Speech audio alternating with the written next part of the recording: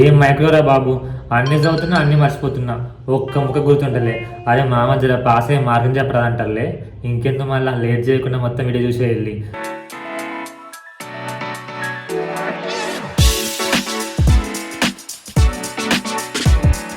Hi hello నమస్తే వనక్కం ఆదాబ్, this is you Vine's media viewers, welcome to my channel the Vine voice. So viewers, నేను చెప్పి ఈ 5 టిప్స్ ఫాలో అవ్వండి. డెఫినెట్గా మీరు పాస్ అయ్యే ఛాన్సెస్ చాలా అంటే చాలా ఎక్కువగా ఉంటాయి. మైక్రోబయాలజీ లాజికల్గా చదివితే చాలా సింపుల్ సబ్జెక్ట్. లాజికల్గా చదివితే ఆ లాజిక్ నా ఎక్స్పీరియన్స్ని నేను మీకు ఇవాళ షేర్ చేస్తాను. సో ఫస్ట్ థింగ్ ఏం చేయండి అంటే, రేపు మైక్రోబయాలజీలో క్వశ్చన్స్ అన్నీ ఒకటే మోడల్లో ఉంటాయి. వాడు మేజర్గా అడిగేది ల్యాబ్ డయాగ్నోసిస్.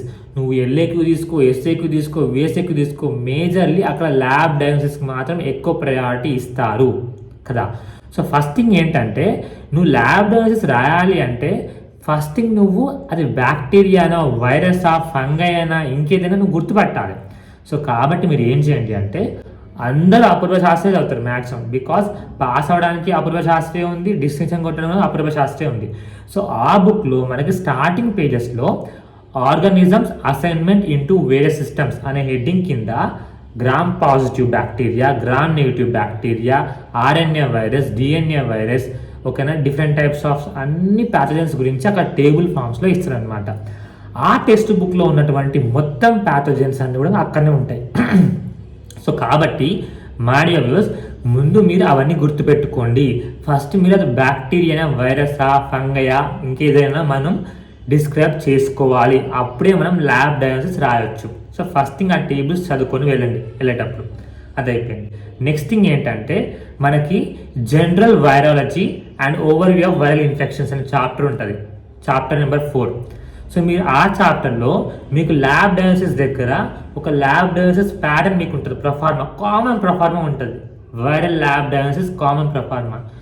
నీకు ఏం గుర్తు లేకపోయినా వైరస్ అని తెలిస్తే ఆ ప్రొఫార్మా మొత్తం రాస్తాయి, జస్ట్ సబ్ హెడింగ్స్ రాస్తాయి అంతే. అర్థమవుతుందా? సింపుల్గా ఉంది కదా. సో ఏ వైరల్ డిసీజ్ అయినా మీరు ఆ ప్రొఫార్మా రాసుకోవచ్చు, ఓకేనా. మార్క్స్ అనేవి సగం మార్క్స్ అనగా పడతాయి, అదొకటి. Next general parasitology and overview of parasitic infections అనే చాప్టర్ ఉంటుంది, చాప్టర్ నెంబర్ 5. సో మీరు ఏం చేయాలి అంటే, ఆ చాప్టర్లోకి వెళ్ళి ల్యాబ్ డయాగ్నోసిస్ చదవండి. అయితే అక్కడ మీరు ఏం చేయాలంటే, అక్కడ టేబుల్స్ ఉండదు.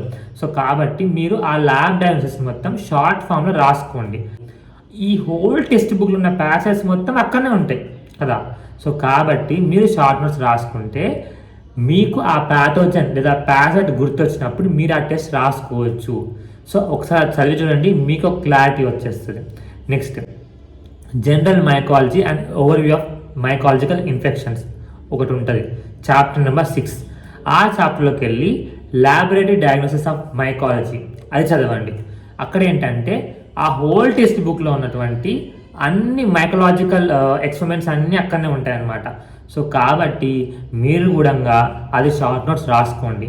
అంటే ఏ ఫంగైకి ఏ స్టెయిన్ యూజ్ చేస్తున్నాం, ఏ ఫంగైకి ఏ యాంటీజెన్, ఏ ఫంగైకి ఏ టెస్ట్ రాసుకొని పెట్టుకొని ఒక్కసారి ఎగ్జామ్కి వెళ్ళే ముందు రీకాల్ చేసుకున్నాం అనుకో, మనకి ఎమ్మటే ఈ ప్యాథోజన్ లేదా ఈ ఫంగై వచ్చినప్పుడు ఇది రాయాలని మనకి ఎమ్మటే గుర్తొస్తుంది అనమాట. సో అట్లా మనం ప్రాక్టీస్ చేసుకోవచ్చు. ఇంకోటి కూడా చెప్తున్నా, జనరల్ బ్యాక్టీరియాలజీ ఉంటుంది. దాంట్లో 3.3లో ల్యాబొరేటరీ డయాగ్నోసిస్ ఆఫ్ బ్యాక్టీరియాలజీ అనే చాప్టర్ ఉంటుంది. ఆ ఒక్క చాప్టర్ చాలు, ఆ ఒక చాప్టర్ మొత్తం చదవండి ఫ్రెండ్స్. ఆ చాప్టర్లో మనకి ల్యాబొరేటరీ డయాగ్నోసిస్ గురించి క్లియర్ కట్గా ఇస్తాడు, ఏ బ్యాక్టీరియాకి ఏ ల్యాబొరేటరీ డయాగ్నోసిస్ ఉంది. సో కాబట్టి ఆ చాప్టర్ చదివి మీరు షార్ట్ నోట్స్ ప్రిపేర్ చేసుకున్నారనుకోండి, కథం ఏ బ్యాక్టీరియా వచ్చినా కానీ మీరు ల్యాబ్ డయాగ్నోసిస్ రాయొచ్చు. ఇంకోటి చెప్తున్నా, ఆ టాపిక్లో 3.3లో మనకి స్టార్టింగ్లో ఒక టేబుల్ ఉంటుంది, ల్యాబ్ డయాగ్నోసిస్ ఆఫ్ బ్యాక్టీరియాలజీకి ఒక టేబుల్ ఉంటుంది. అక్కడ కామన్ ప్రొఫార్మా ఉంటుంది, like specimen collection, microscopy, etcetera etcetera. So మీరు ఆ ప్రొఫార్మా ఒక్కటి రాసే చాలు సరిపోతుంది. సో కాబట్టి అంతకుమించి ఏమీ అవసరం లేదు. ఏం గుర్తు రాకపోయినా ఆ ప్రొఫార్మా వేసేయండి బ్యాక్టీరియా వస్తే. అర్థమైంది కదా. సో కాబట్టి ఇది నేను చెప్పేది. సో కాబట్టి ఈ 4 చాప్టర్లు, general virology, general bacteriology, general parasitology, general mycology, ఈ 4 చాప్టర్లు స్టార్టింగ్లో ఉన్నటువంటి table assignment of organisms into various systems చెప్పినా కదా, ఆ టేబుల్స్ బ్యాక్టీరియా, వైరస్ ఉన్న టేబుల్స్ ఉన్నాయి చెప్పినా కదా. సో ఆ టేబుల్స్ పర్ఫెక్ట్ ప్రిపేర్ వెళ్ళండి అంతే. ఇంకా అంతకుమించి ఏమీ అవసరం లేదు. మీరు ఒక్కసారి టెక్స్ట్ బుక్ చదివిన వాళ్ళు మొత్తం ఒకసారి రీకాల్ చేసుకోండి, అన్నీ మీకు గుర్తుంటాయి. ఓకేనా? ఇంకోటి చెప్తున్నా, ఎప్పుడు కూడాను నాకు గుర్తుండవని నర్వస్ ఫీల్ అవ్వద్దు. మామ అన్నీ గుర్తుంటాయి మామ, ఏది మర్చిపో. నేను చెప్తున్నా కదా, అక్కడికి వెళ్ళాక అన్నీ గుర్తొస్తాయి.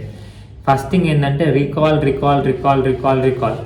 మళ్ళీ చదువు, అయిపోయిందా మళ్ళీ చదువు, అయిపోయిందా మళ్ళీ చదువు. నీకు టైం దొరికిన చదువుతూనే ఉండు. రాడ్ సబ్జెక్ట్ సెకండ్ ఇయర్లో అంటే మైక్రోనే బరాబర్ చెప్తున్నా. చుక్కలు కనిపిస్తాయి మైక్రో రాసేటప్పుడు. అంటే ఏంటంటే సబ్జెక్ట్ అట్లాంటిది, ఏం చేస్తాం అంతా మెమరీ బేస్డ్, అంతా బై హార్టింగ్ చేసినట్టు ఉంటుంది. కాన్సెప్ట్ కొంచెం తక్కువ ఉంటుంది, అన్ని గుర్తుపెట్టుకోవాలి. ఎందుకని క్వశ్చన్ వస్తుంది కానీ క్వశ్చన్కి ఆన్సర్ రాదు. సో అలానే ఉంటాయి కొన్ని సబ్జెక్ట్స్ అంతే. సో కాబట్టి అది చేయండి. ఇంకోటి కూడా చెప్తున్నా మామ, ఏంటంటే ఒక క్వశ్చన్కి ఆన్సర్ నువ్వు మొత్తం చదవకు. ఇప్పుడు 6 మార్క్స్ ఉందనుకోరా, 6 మార్క్స్ 6 పాయింట్స్ గుర్తుపెట్టుకో చాలా, అంతే. నువ్వు ఆ పాయింట్ అండర్లైన్ చేసినప్పుడు వాడు అదే చూస్తాడు, అదే కరెక్ట్ రాసినట్టు మార్క్స్ వేస్తాడు. సో కాబట్టి ఎక్కువ చదవకండి మైక్రో. ఎక్కువ చదివితే ఎక్కువ గుర్తుపెట్టుకోవాలి, ఎక్కువ గుర్తుపెట్టుకుని ఎక్కువ మర్చిపోతాం. లాజికల్ పాయింట్ కదా. సో తక్కువ చదవండి, ఎక్కువ గుర్తుపెట్టుకోండి, ఎగ్జామ్ మంచిగా రాయాలి. ఓకేనా? సో ఇది ఇవాళ వీడియో. ఒక చిన్న రిక్వెస్ట్ మామ, అదే చాలామంది వీడియో చూసినా సబ్స్క్రైబ్ చేస్తారా. సో వీడియో చూడుర్రి, సబ్స్క్రైబ్ చేయుర్రి, మళ్ళీ మీ ఫ్రెండ్స్ కూడా ఫార్వర్డ్ చేసుకోరి. ఏది చేసినా ఏం చేసినా అంతా మీకోసమేరా వినే వాయిస్. మీకోసం కాకుండా నా స్వాదం దీంట్లో ఏమీ లేదు, నాకు ఒక్క పైసా రాదు దీని నుంచి. సో కాబట్టి మై డియర్ వ్యూవర్స్, సబ్స్క్రైబ్ చేసుకోరి. ఓకేనా? So until then take care and all the best. This is your Vinay voice signing off. ఖుదాఫిజ్.